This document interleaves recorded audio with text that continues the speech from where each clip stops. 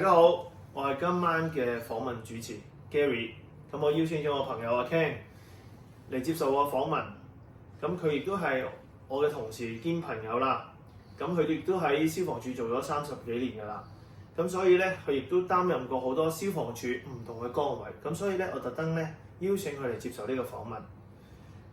Hello Ken，咁麻煩你啦，可以介紹一下你自己喺消防處曾經擔任過啲咩職務啊？好啊，咁啊，首先我簡單介紹下啦。咁啊，我亦都係消防處嘅行動組嘅成員啦。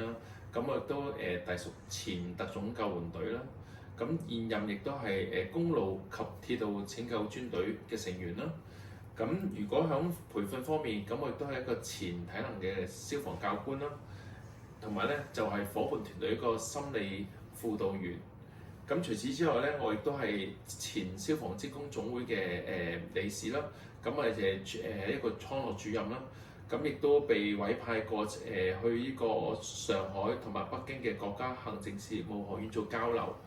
咁除此之外咧，亦都代表部門啦參與過美國亞特蘭大啦、德國漢諾威嘅消防車同埋工具嘅博覽會啦。咁最後亦都係喺呢個消防處擔任呢個幼兒嘅防火推廣嘅教育員。好啦，咁啊大家都知道下大概佢嘅背景啦。咁佢因為佢擔當過好多唔同嘅職業嘅崗位，咁所以咧佢對上級啦同埋對下級嘅做咗一個好好嘅工作橋梁。咁呢個橋梁咧，正正就係我哋今次呢個課題裏邊咧，關於呢個人際關係咧一個重要嘅要點。咁所以我就邀請咗佢嚟做訪問啦。咁啊 Ken 係啦，我哋第一條問題就問你啦。好啊。好啊，我哋探討下嗱，而家咧有關消防工作人同埋事，咁你點睇啊？其實咧，我又覺得人同事咧喺每日嘅日常生活同埋工作咧，都係好重要嘅喎。咁喺職場嘅層面上面咧，我都相信咧，人際咧要產生際遇咧，先會帶來機遇嘅。咁我哋嘅團隊工作就唔能夠唔認同呢個溝通嘅嗰個技巧嘅能力啦。咁你要有良好嘅溝通技巧能力咧，先至會能夠達成嗰個目標嘅。我都認同你頭先所講嘅嘢。咁你對於我哋消防處未來嘅發展，你有啲咩睇法咧？其實公司嘅嘢我真係唔敢代表發言㗎啦。不過咧，我個人認為咧，其實隨住時代嘅轉變啦嚇，咁轉變咧 AI 嘅服務啦，相信每一個團隊都面對一個問題，好多個對答都係嚟得好標準化同埋好簡易嘅。咁但係我覺得呢啲係屬於硬體嘅。咁我始終覺得人與人之間咧係應該要有正面嘅溝通，同埋個對答。咁呢啲屬於軟體，咁會嚟得舒服同埋嚟得自然嘅。正正就係我哋要探討嘅嘢。咁我就想同你傾下，就係關於咧你對人際關係有咩睇法？喺呢方面，在於我自己嚟講啦嚇，我每次我都要清楚建立關係嘅性質係乜嘢嘅。譬如可能係休閒啦、公務啦，同埋家庭。係。每次個人都會有屬性嘅特質同埋有嘅潛能嘅。首先要了解嗰次溝通嘅目的係乜嘢啦，工作嘅解難啦、學術交流啦、培訓人員啦，同埋增長資訊等等唔同嘅層面啦。如果唔清楚、盲目咁去建立關係咧，喺職場上可能帶嚟負面嘅效果。啱啊，因為咧其實真係唔同嘅關係都會用啲唔同嘅方法去做一個溝通啊嘛。冇錯。係啦 Ken，咁你頭先又講咗好多唔同嘅因素影響咗呢個人際網絡啦。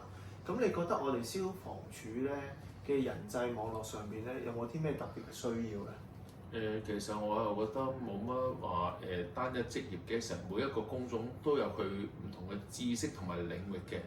要達至多贏嘅效果咧，公司團隊能唔能夠擴大咧？人際網絡咧係唔可以缺少嘅。有好嘅產品，都有良好嘅員工，做好嘅視頻。如果佢冇良好嘅溝通同埋人際網絡咧，相信做出嚟嗰個進展會有較大嘅落差，亦都會緩慢啦。咁可能達到佢呢個事倍功半，做得唔係咁好，未知去到咁理想嘅情況。咁啊，我又用另一個方法問下你啦。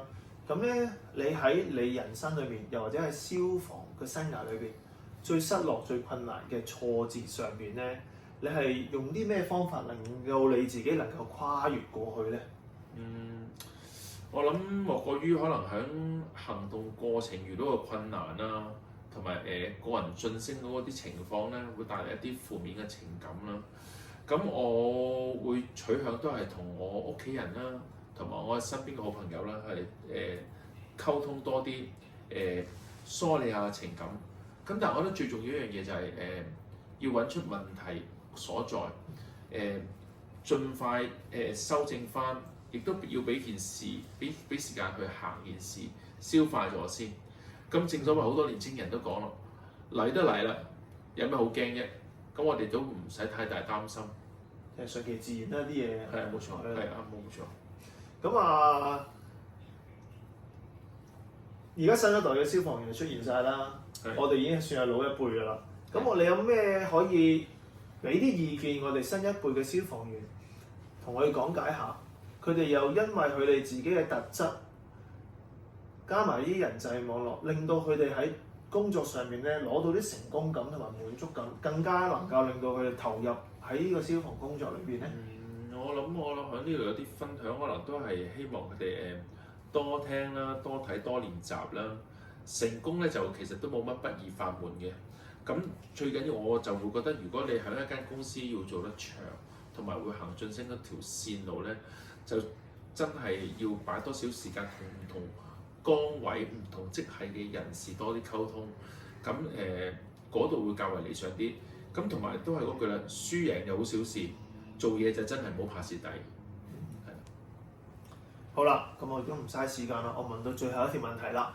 咁咧，既然俾到咁多意見我啲新同事啦、新一輩嘅消防員啦，咁啊最尾嗰題啊，咁我都要攞翻少少嘢走啦。咁希望咧，阿 Ken 你又提點下我，有咩辦法可以令到我都可以同你一樣咁成功，學到你咧？機會你真係拋翻個波俾我，你真係。不過咁樣咧，我會覺得時代轉變得太快。咁我哋職場上嘅你同我咧，我會用一個綜合實力嚟形容咯。